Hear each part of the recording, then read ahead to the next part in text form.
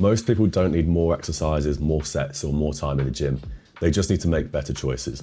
These are the exercises I use for each body part to cut out junk volume completely, train with intent, and build a physique that actually changes without living in the gym. If we start with back, we're choosing two movements. Number one, a vertical pull, and number two, a horizontal row, preferably chest supported. When we're talking about the vertical pull, we don't care if that's a pull up or pull down. We're targeting the full lat regardless of what we choose.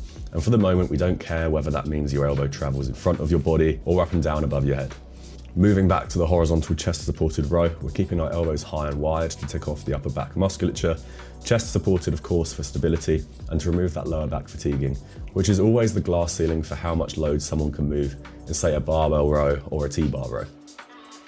Moving on to the chest, we're choosing one horizontal press on a flat or slight incline, preferably a converging machine, because again, stability allows us to create more force and more tension on the pec. The secret here is to keep your elbow path close to the body, as this will direct a little more tension towards the upper pec fibers. When we're looking at the delts, all I want you to do is a lateral raise.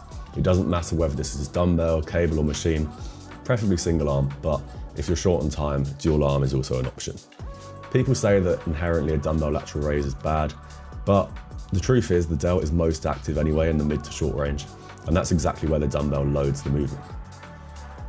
If we move on to arms, starting with biceps, just choose a curl you like.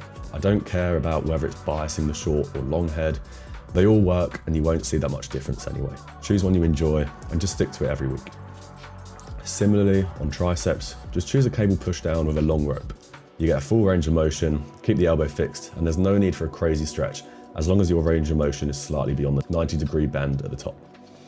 Quads are a little more complicated. We're going to need two exercises, one being a leg extension.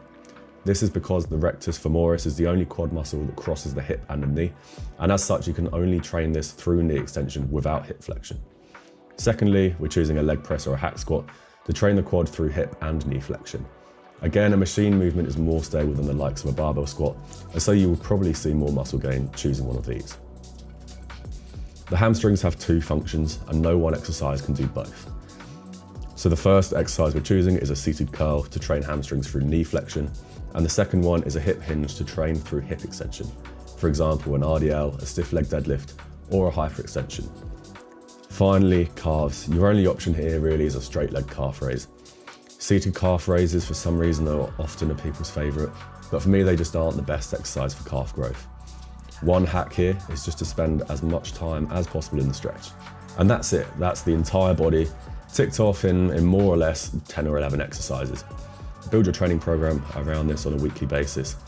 And you don't need excessive amounts of variation. Just get strong at the movements you choose and just rinse and repeat for months and months. There's no need to change exercises really, if ever. So give that a go and let me know what you think. Thank you for watching as per, and I'll see you in next week's video.